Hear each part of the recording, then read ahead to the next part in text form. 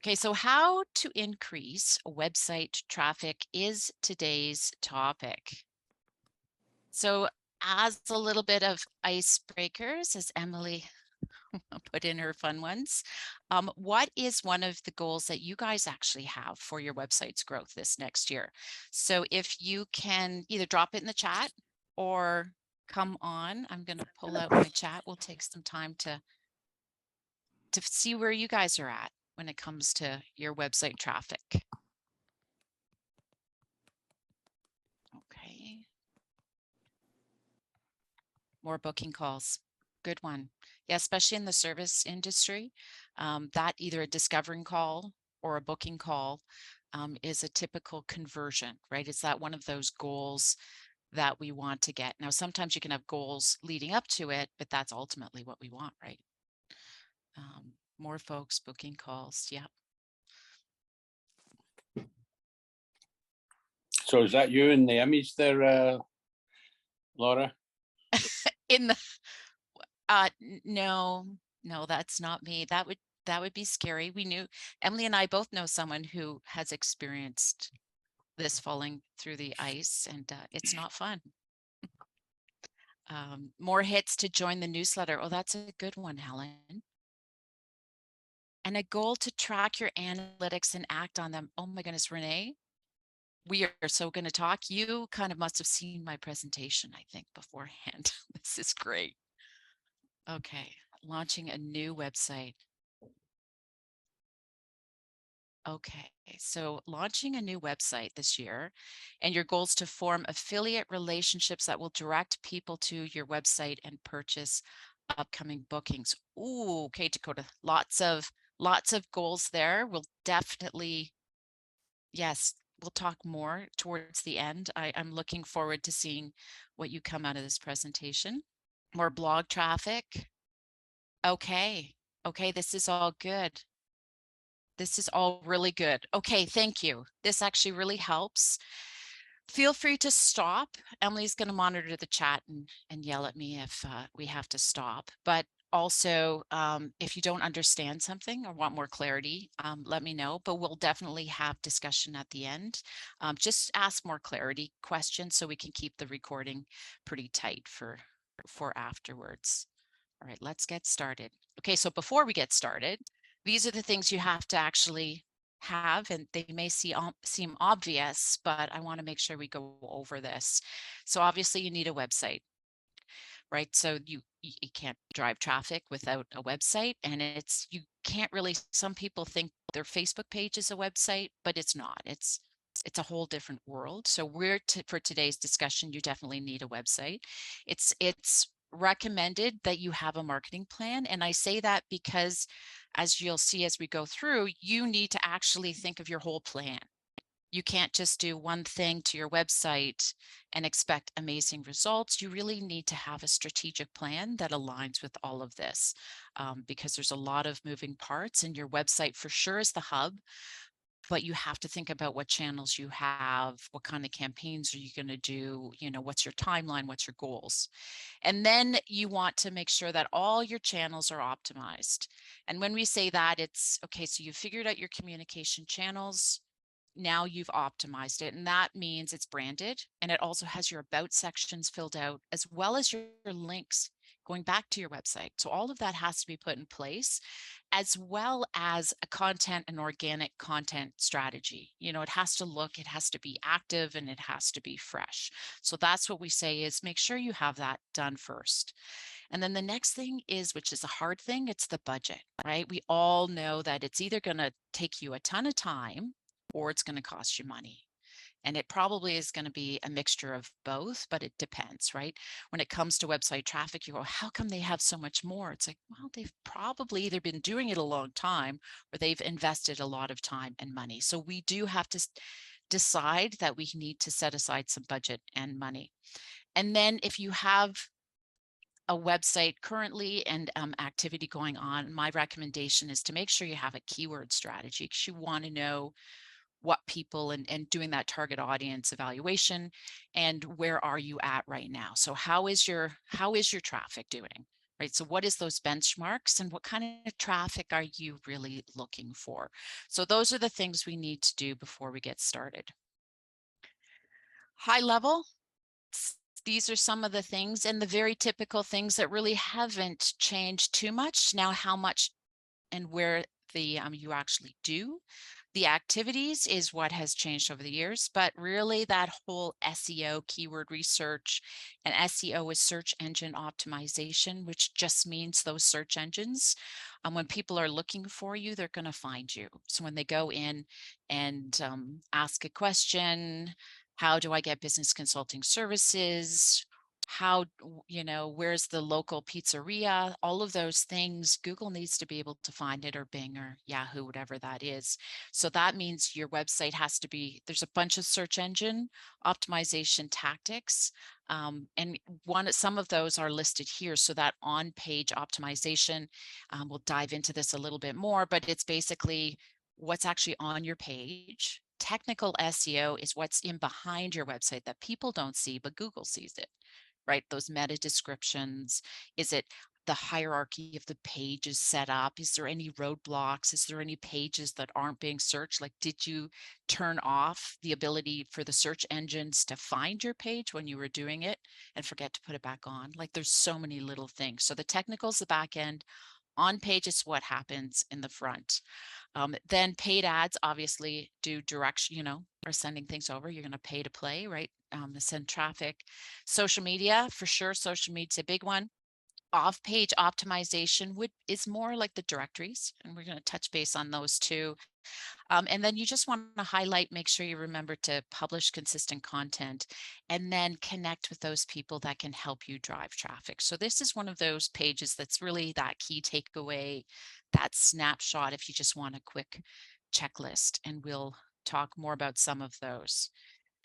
So two buckets that I typically like to put website traffic in is passive and active. So passive is those things that are that you spend a lot of time doing, but once you do it, it's there and it's going to continuously be driving traffic, similar to how we understand passive income, right? So that will be things like your directories. Like, you want to make sure that all your directory listings are updated. And that includes industry directories. That includes your Google business profile listing. That includes, say, things like the Yellow Pages, 411, Yelp, depending on what that is. It takes time to go and do that, but once it's up, it's there, it will start to drive traffic back. Now, one thing to remember for directories is what we call citations. Make sure that all those citations, when you go to update them, are exactly the same. It's a credibility thing. It's just really important. And that means use your name of your company is exactly the same. So if you put Inc. on the end, leave Inc. on the end. If you do it shorter, whatever it is, it's exactly the same. Your address. If you are on the third floor, make sure that you either spell out floor or you do FL. Like, it's that specific in when you do it. So just write that down somewhere and make sure you copy and paste it consistently. So that's directories. SEO, we kind of highlighted on that. That's that search engine optimization. So when you're building your website, make sure it's technically structured properly. And there's so much to get into that, and we're kind of not today's topic, but one thing to remember is pages. So if someone's going to come to your page and Google, and I'll just say Google, but it's all search engines, they're really trying to think like a user. Is it easy for me to crawl that page? So, you have your hierarchy. So if you do resources slash blog, slash the name, right? Like, so it's is kind of how we do this hierarchy of navigation. Is it so that when you put your web page up there, you have one H1, that's the main heading, because Google needs to see that main heading. That's what comes up on that Google search results, right? So it's that main heading. You only get one of those, don't have multiple ones, but you really do need to have those. And then think of it like people scanning, right? You've got H2, so that's the next level, H3, and you actually have to make sure that you structurally do that. And then you want That's for people to scan and Google to scan. And then you have the paragraphs. That's on page SEO. So the back end, make sure once you build your page, your website, or go back and check if you for your current website, are all those meta descriptions filled out? When you put something into Twitter is a good one example, or Facebook, is there an image that's showing up? Is there trying to think of a few. Is it like, are your pages, do they have enough content for Google to search it to be able to figure out what you're actually talking about?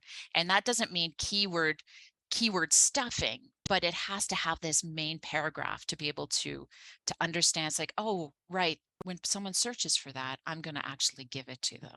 So there's a whole series of things, but you want to make sure that you go through that. And then once it's done, right? You want to continue to update it, but it's passive.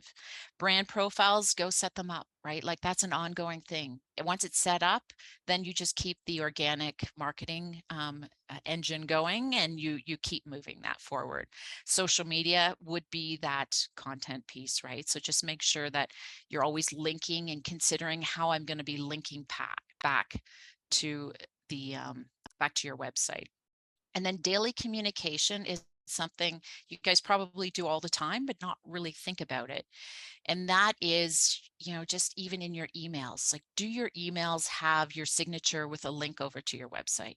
When you meet someone at a trade show, well, it wouldn't be a trade show, but when you're out talking to someone, who knows, maybe another business person, it's one of your regular networking events. Are you always thinking about driving them back to your website? Or do you get just caught up in the conversation, go, oh, I forgot to mention my website, right? Those are things, just always make sure it's top of your mind, and always direct it to a website. And that's why the website is the hub of everything. For one reason, we're going to talk about the tracking of your metrics, but it's also only one thing for them to remember. It's one URL. It's super simple. It's like, oh, go find me on Facebook. It's like, well, what's your Facebook? Like it's hard to remember all of that. So the hub is your website, and that's where all the traffic's going to be. So when it comes to active, oh, Before you go forward, we do have a question. okay, So what if we have a short version, medium length version, and a long version of the company name? How do we choose what to use? just choose one. It's just really, what's the one that's going to be most representative of what you're doing? Right. So don't do an acronym and somebody lands on it, goes, I really don't know what this is. Like, you probably, if it's just missing one name at the end, just make sure it's recognizable. It's one that you're going to do. Don't make it really super corporate-y.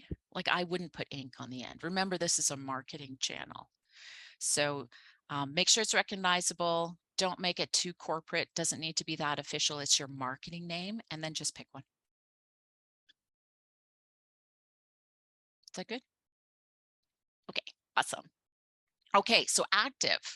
Active is those things that you're going out intentionally and you're doing it and you're promoting. It's like the mini campaigns. Remember, we talked about how to put a marketing campaign together. If you've missed it, we do have that recorded session. So that would be all the paid stuff you're doing, and you're driving traffic and you're driving traffic. And now the difference between that and just general is that general, you're just going to the main website.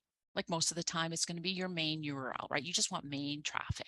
But when you're active, you want to be very specific. You're paying a lot of money towards this, and you want it to go right specifically to maybe a product you're selling, or you're going to download an ebook, or whatever that might be, if it's a service you're promoting. So it's very specific and usually has a bookend, kind of, beginning and an end. Now, you may be running paid campaigns all the time, but it is very specific in where you're sending them, because you want to know that, because you want to know what traffic, are you getting the right traffic, and is it going to where they're going to go, and is it converting? So active typically is more campaign focused. E-newsletters, for sure, they may be general e-newsletters that you're sending out, but you're sending a bunch of links, probably with the intent for them to do something rather just to check it out, right? It's beyond just brand awareness. Press releases is another really good way. If you got something really awesome going on, send out a press release. You got to, there is free versions of that, but then there are some paid ones. So if it's worth it, you're going to have to do it. Sales campaigns, right? If you're launching a new product or service, put some money behind it, but it might just be the whole campaign. And again, it's very specific traffic and specific audiences that you want to go to, including things like events and trade shows and things like that. Okay, so tracking success. This is really important. Getting started, make sure if you're just new to this, that you have your Google Analytics set up. You don't have to use Google Analytics. It's just really cool and it has everything and it's free.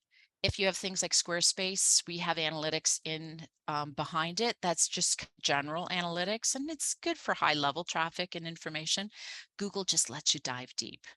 And then if you do the Google Analytics, again, highly recommend it. Create a dashboard or custom reports so that you can save yourself some time. Figure out what those metrics are, put them together in a dashboard, create a custom reports even better because it will email it to you, right? You can set it up to email you once a week or once a month. So you can always be top of mind. You don't always have to be checking in. And then make sure you take those metrics and you track them. You can just use a simple spreadsheet, but data is the truth is in the trend, right? Like we want to get a little bit into the everyday stuff, but there's so many variables. What you want to start tracking is the trends.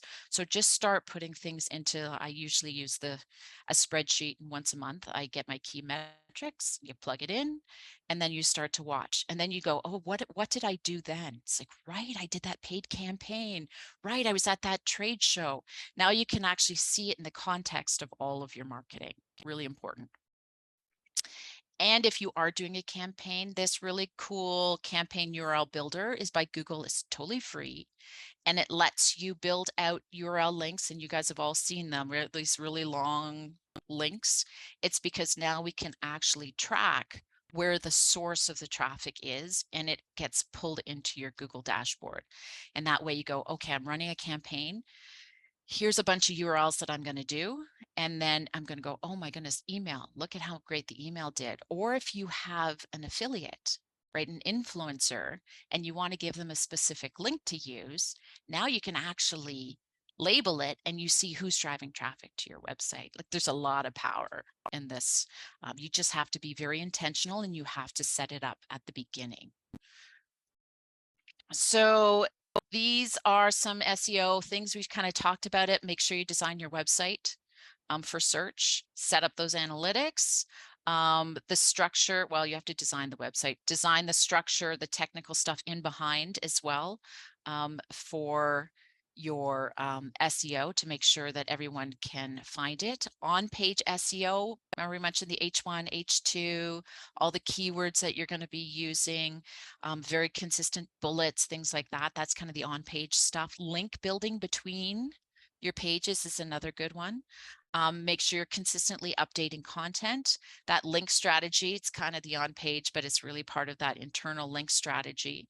And so that's inside, right? Moving things around because it encourages people to move from other parts of your website. The more time people spend on there too, Google increases your authority, right? Like this is going, wow, people are spending a long time. They're not just bouncing off. There must be a reason they're staying. So all of that helps you build that domain authority and more likely for them to click through.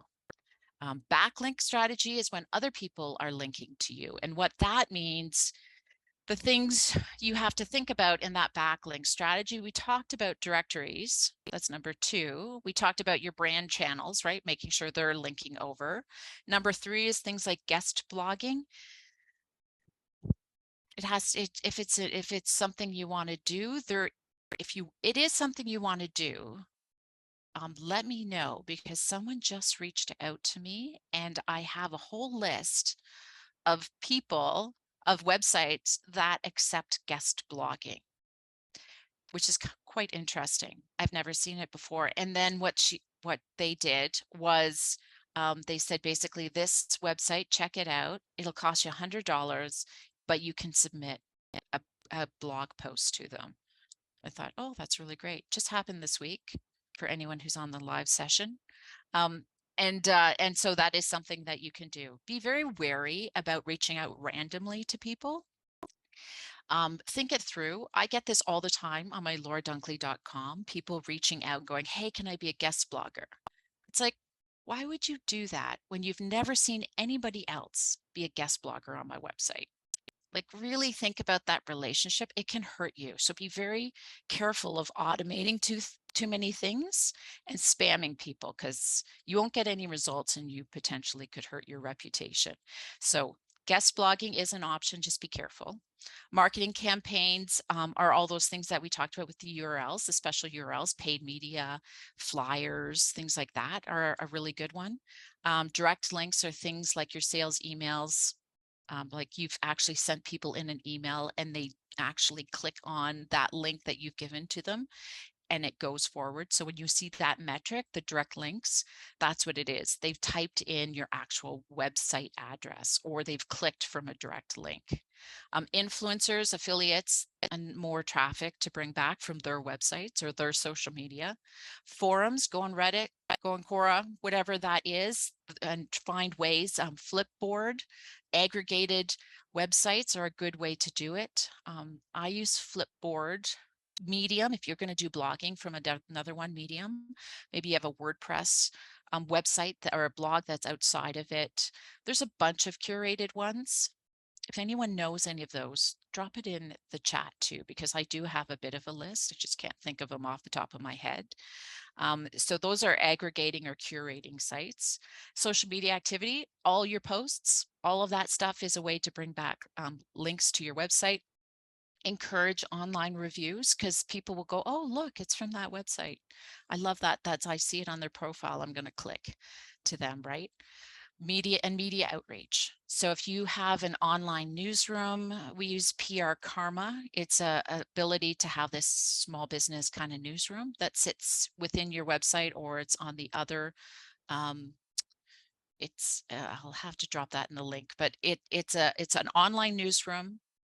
It's actually another website. So it's embedded in yours, but when they click over there and they promote it, it's actually a backlink strategy as well from the newsroom, but it's also a way to push out to the media to get press releases out there. It's quite affordable actually for small business.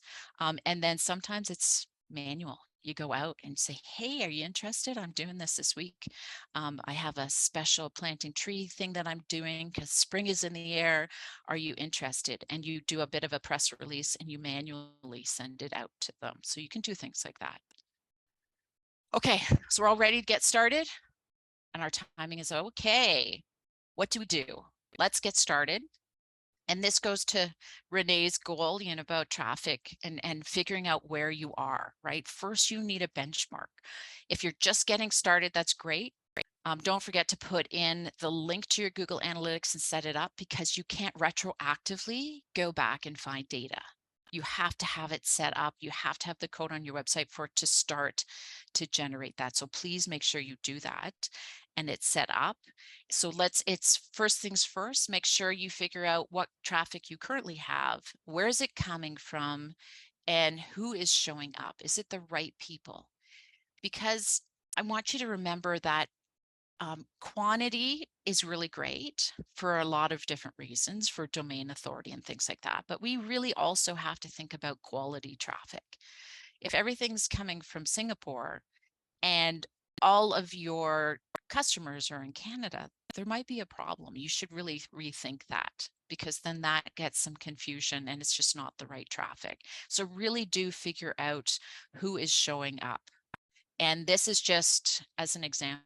So I just did this morning, my lauradunkley.com. And then this is the new GA4. So also be sure that you go in and you go through a proper changeover from GA4. Now, it didn't really matter for me, my legacy history, I have reports, I just switched over and now I track my GA4. There is a way to migrate and connect. That might have to be another session. But for now, GA4 it's really different. If you haven't had a chance to go in, cool, but a whole different look. And I won't get into that, but it does still talk about, so this page here under user acquisition tells me where they're coming from. So organic search is the top. That means people are finding me organically. People are directly typing things in or have a direct link. Organic socials, pretty down, which means I probably could do some more work there. Referrals means it's coming from another website, which is your backlink strategy. And unassigned, there's 0 unassigned, but you might actually see some, it just means they're not sure where it's coming from. So the second is to analyze that traffic. So what content are they interested in? Are they engaging with your website? How are they engaging? What are they actually doing? And are they doing what you want them to do? Because if they keep landing to the wrong page and then they're not doing anything, it's like, ah. So for one of mine, a major thing, and this I hope is encouraging to you guys who are investing in content.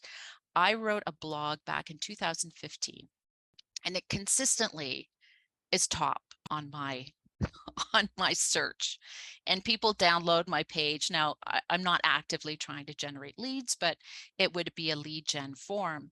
And 2015, and because it's evergreen content, communication goals and objectives are something we keep talking about.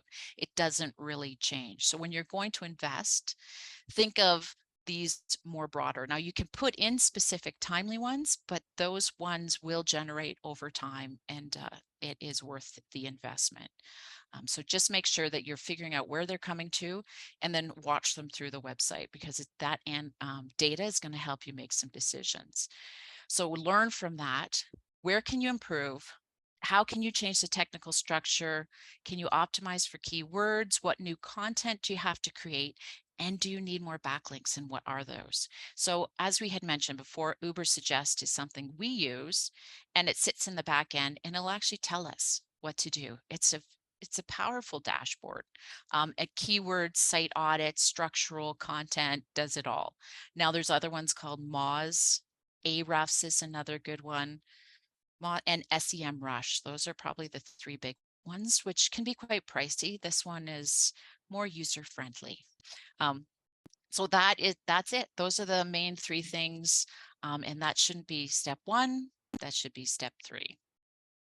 That's okay. So that's it. That's it, guys. So basically, you now have some ways to learn how to drive traffic. Okay. We have some time. There are some questions. Just for reference, my chat is like broken. I can't send anything, but I can read everything. So I haven't been responding to anybody. It's like stuck on direct message. But anyways, okay. So we do have, well, kind of start from the bottom. So what is GA4? Is okay. So Google Analytics is the universal analytics, is something we've had for a super long time, years and years, right? How many, and before we get into that, thumbs up for who's actually using Google Analytics currently. I'm just kind of, Renee's like, yeah, okay. All right. Anyone else? Anyone else actually has? But maybe you can do a session walking us through how to use Google Analytics.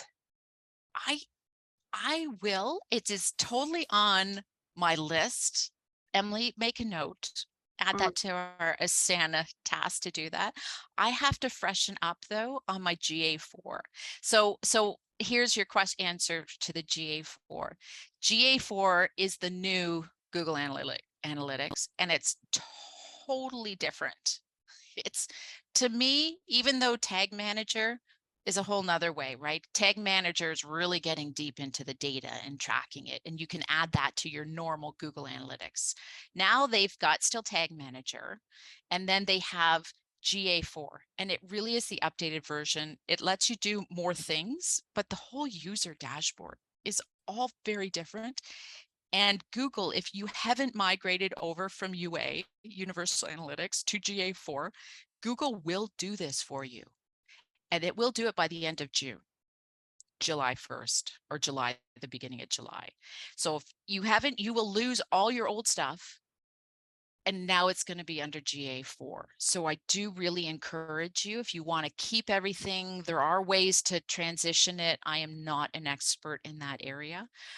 There's so many things out there, though. I could maybe find some links and tutorials, but really, if you go to Google Analytics, and just type in their help. How do I transition from old to new? It will give you some step by step. They do actually have pretty good help. So yeah, so GA4 is the new stuff, and it's going to be standard as of July 1st. It's crazy. And Wix. So Carol, you use Wix. So it's kind of like Squarespace. And that's their analytics that they're pulling from. It's their custom one. So basically they're just drawing things in and giving you this dashboard. It's just very high level. It's very, you can't customize it, but it's a good snapshot of mostly just seeing who's coming, where they're coming from, and how many people are coming. And it'll be in the back end.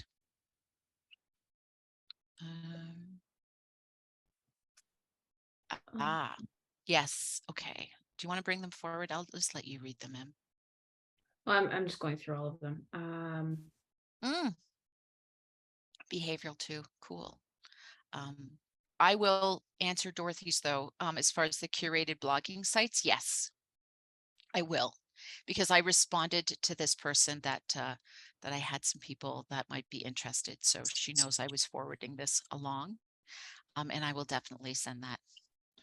It's quite a list, actually.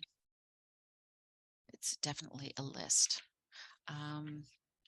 Guest blogging, super Google, and everything's Google Analytics. So what is everyone doing to get their traffic? Has anyone found things that that's working for them, or anything from today's session that surprised them that maybe they're going to go out and do it right now? I do have a question though. Is there an ideal rate that we should be publishing things or updating things on the website? So like when you're on social media, there's an algorithm like of that perfect formula. Is it the same kind of thing on a website? Not really. I haven't seen anything consistently. That's a good metric to maybe dive into. Yeah, I don't know if I've ever seen that where they say to do that. They just say to keep doing it. And there probably is something that they're pulling from, because when I go into Uber Suggest, they will bring it forward. But I don't think it's just to make sure it's constant. It's more about what you're updating and what you're doing. So I would just get started once a week. If you're blogging, that's why blogging is so good, because it's one way to consistently get new content on your website, right? And that's we tend to default to that. You don't want to change your core pages all the time. That's your core services, your about page, that kind of stuff. What are you going to do, right? Unless you're adding more community activities and things like that. But then that can all get done through a blog. So on ours, we update our portfolio page. We do the blogging. We have that can get updated, like case studies or portfolio, whatever works for you. Adding a new ebook. Blogging is a good way. So if you are deciding to blog, it doesn't mean you have to redo, all this new content. Like I've been blogging since 2014. It's a little scary, actually. It's coming up to 10 years. Wow, that's crazy. So what I do too is I will get rid of stuff off the old end because it's outdated. And then make sure you have a 404 redirect. Emily is the pro at doing those 404 redirect pages that are branded. And then you want to make sure that they're forwarding through. But also you can take and repurpose old content, and then now it's a new post, right? So you will end up updating it. And I always tend to do that, but you can bring things forward, and that's repurposing it too. So there are different ways to optimize your time when it comes to blogging, but it is typically a really good way to stay updated. So like one a week is like an ideal target? I would start there. Yep. But when you're going to do it too, make sure it's evergreen content like we talked about. Yeah. And make sure you have that plan, right? What are those things you're going to talk about? And this goes all the way back to that marketing plan on categories. So those category pillars, what kind of things are you going to talk about? What is that topic, those topics that you think people are going to be interested in. So similar to what Emily does kind of in Instagram. Instagram is usually the anchor because um, it's a visual way of representing your social media strategy, right? Like, because you can see the consistency and what kind of posts you're going to do. Blogging can be part of that content structure. So if you're going to decide to blog, what are those key topics, the people that you're going to provide that's going to support your thought leadership and support the services that you're going to offer? And that way you can go, okay, I'm going to talk about my community outreach stuff, because that could be a blog category. Maybe I put my portfolio stuff in a blog if you don't have a dedicated page. Maybe I'm going to talk. So for me, on mine, it was digital marketing was one, or communications planning, and then I also had things on sustainability, because that was a key core thing. I wanted to engage with clients that had sustainability in their message, like in their core values. So I only wanted to work really with clients that had that, because that's the extra value I could add in the communications world. So sustainability in communications was a core topic that I talked about. It wasn't directly about communications, but it really was about helping me connect with those people in my industry, or that really had that was my ideal client. And it goes back to your target audience, right? Know who you are and know who your target audience is, and what kind of content do they need to see. So that those blogging topics are now part of your keyword strategy, probably. Right? If someone's going to be, for me, was going to Google search on sustainable communications or green marketing or sustainable marketing or things like that, I wanted to make sure I showed up, right? So they weren't necessarily marketing people or entrepreneurs, like they really were asking for something specific. So those are kind of those topics you got to figure out, and then figure out what you want to be ranked for. And that's that keyword strategy. So if I want to be ranked for sustainable marketing, I better write a whole bunch of content on that, like a lot of it. Because when I put it into Ubersuggest, they're going to say, well, what do you want to get ranked for? Because people say, well, I want to be first on Google. Well, for what though?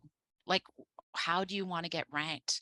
If I want to be the best pizza shop in Calgary, or best flower store in Mississauga, those are kind of the key words. I better have a lot of content about being the best flower store. I better be coming from a is there, like InSauga does the top 5 places to be, in Mississauga or whatever. I think they do a thing on that too. It's like, I want to be on that. So when somebody does that, so see what other websites are ranking. See how it's this huge thing.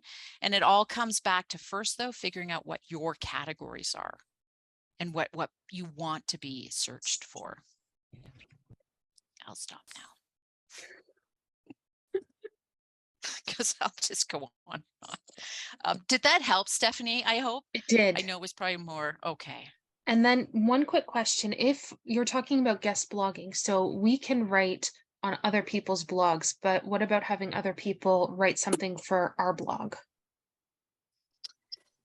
That is a good question. You have to figure that one out for yourself, but here's my thoughts on that. Is the reason you would probably do it is it helps, depends the goal of your website, right? So Provide it will, information. yeah, yes, right. So that's right. So for you, it actually might work. Okay. If for a general purpose. So think of it, find out who else is doing this, and are they doing it well? So for instance, people like Forbes and Entrepreneur, they have a whole bunch of people write for them, and it's one of the most popular ones. They have a criteria and they do it, and they don't actually have to write any content. They have horrible advertising. I refuse to actually go on them because I can't stand the advertising. So be careful with that. So for you, absolutely, bringing thought leaders forward for a not-for-profit absolutely makes sense, because it's about sharing insights, right? As a small business owner, be careful, because all of these other people are coming on, and how is that helping your thought leadership, right? Like as an entrepreneur. So I would caution those, but for you, definitely something to consider. Okay, Carol was asking about influencers.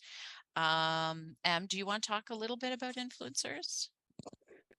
That is a whole topic, and we have done ones in the past about like influencer marketing and everything. A lot of it really does stem from social, leveraging influencers through that channel.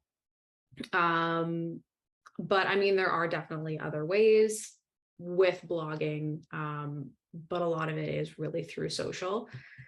How to get started, again, that's a whole topic, but it really, I guess, in simple terms, if you want to get started with influencers, the biggest tip that I know we've said over and over again is working with someone that shares your values. You don't want to just work with another brand or another influencer because, you know, they have a lot of followers, or, you know, they're gonna you just hope that they're going to bring traffic. It's like, no, how are they going to add value to you?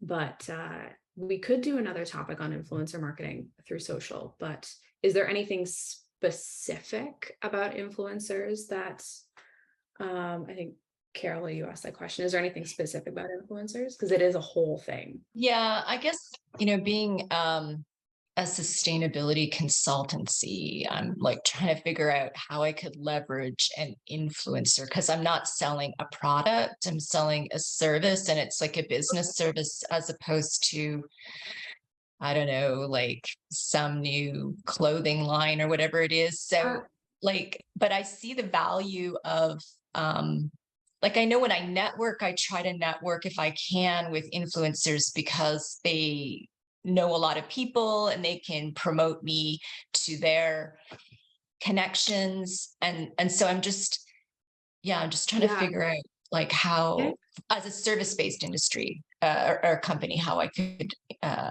leverage influencers. So I think a lot of the time when people think about influencers, they think about, you know, people that are using a product and promoting about it. But influencers, it's so much bigger than that. So we would just have to, for a service-based business, have to figure out what types of influencers are for this group, because you don't necessarily have a product. So influencers could be something super simple as people that have just used your service. And, you know, asking them to say something about it, you know, write a testimonial. That is them acting as an influencer for your brand. Or if you do have like an ongoing program or service, if you have somebody that is quite active, maybe have a conversation with them, be like, hey, like, do you think you could post this many times? I'll give you a discount into my program. Just, you know, talk about it, share your thoughts. That could be a type of influencer that you could work with, and you yourself can be an influencer.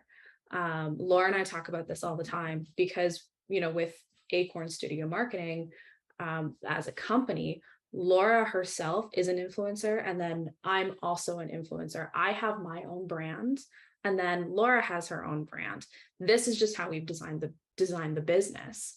But we act as influencers to promote Acorn, to promote Grow, all of that kind of stuff. So it's figuring out how you are going to leverage people that have used your service to promote your business and your brand. I hope that makes sense. And I think Yeah, thanks so much.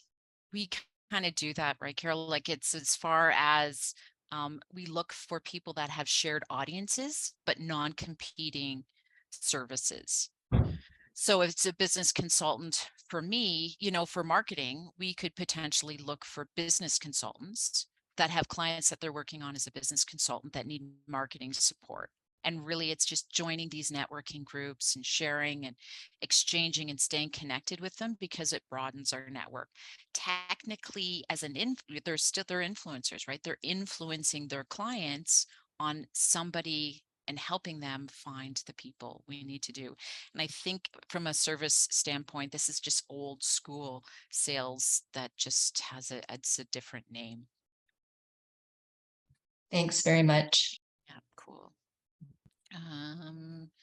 All right, is everyone inspired? What's next steps for everyone? We have 6 minutes. What are you going to go away and do now? I'm curious on that, because in all fairness, all of what we just talked about, it's simple, but it's not easy.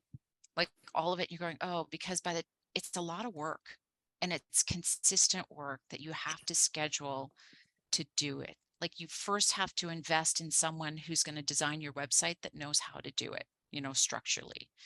Then you have to set up all your brand channels properly. And then you got to go out and find people, like we were talking about, finding those networks, going and updating all those directory links. It's a lot of work and it's a lot of time. So just start chipping away. Laura, one example of it's a few years ago now of a service influencer was in Hamilton, where I owned a tutoring business. The previous owner had a local radio celebrity who was a mom or a dad, can't remember which, and they had their kid come to the tutoring centre and had great success. So although it was unofficial, i.e. it wasn't an advertising arrangement, it was just a quid pro quo, every now and again, the radio person would talk about, oh, my kid's doing really well, he's going to this service. And obviously that's very powerful. It's a personal suggestion or recommendation from a celebrity. Like, that is old school influencing, right?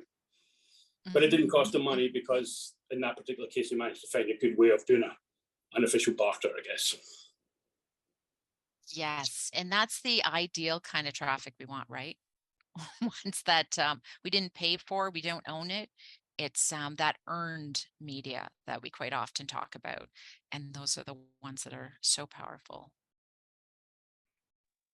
Anyone else? Laura, you asked the question, where would you start? And so, what the priority is. I have a website, but it's kind of in its infancy stage, so still a lot of work to do on it. And so what I'm going to do first is I start an email, and the first thing is go get the recording link on the portal if you have access to it, and put it on slow motion and review the whole webinar all over again, because I have to say there was such amazing content. And again, I always feel we leave these webinars, and it's kudos to you and M, because I'm always feeling that overwhelmedness, but I gotta think and say, I'm not overwhelmed, I'm empowered. Like, there's just so many opportunities, and you guys put these webinars so condensed and so well. And I just want to thank you, because we're not overwhelmed, we're empowered, and we're excited. And I'm going to start listening to this again. And Google Analytics, I think, is the first thing. Don't assume your Google Analytics are turned on every page, because I think I'm not going to assume that, because I think it might not be. So that's the first thing we should do, right? Is make sure we have our Google Analytics turned on so we can actually track the website traffic and act on it. So thank you. Thanks, Renee. I appreciate that. And there is a lot, and that's where just pick one thing. Make sure you know where you are and set up the tracking, and then just go out and do one thing. And that's one reason I like Ubersuggest, is it because it tells me to do one thing. Like, it's so simple, and it helps me monitor. But if you don't want to invest in that, that's okay too. You just have to have your Google Analytics start to track and go, okay, so first I'm going to go make sure all my directory listings are updated. And then just add it to your Asana tasks or your tasks. And then just start to, when you brainstorm and you see things, that's why we use Asana, is it just gives us a brain dump of places and things to do, so we don't go get overwhelmed too, because it's a lot of work. And for sure, and getting started, make sure, yes, Renee, to your point of turning on, just make sure all your pages are enabled and that it's search optimized. Google will, and it's connected to your site. Squarespace has a nice, easy way, once you set up Google Analytics, just to plug in that metric, that little piece of, it's not even a code. In the old days, we used to have to put it, and I'm totally dating myself, but we used to have to put it at the header of each page. Now we just actually have to put this code in, and it will crawl your whole site. The other thing I didn't mention is your Google Search Console. I should have mentioned that, so I'm mentioning it now. Google Search Console, make sure you have that set up. That will help you with keywords. That'll be your Google Ads. It also lets you submit your sitemap. So you should make sure that your sitemap from your website is submitted to your Google and your Bing, Yahoo search engines so that it goes, oh, hey, there is a website. You actually have to do that. So if you haven't done that, I would say make sure that's a priority too. And that's your Google Search Console. I don't actually, you know what? They've changed the name on that. I don't know what it's called now. Google's, but if you put in Google Search Console, it'll come up.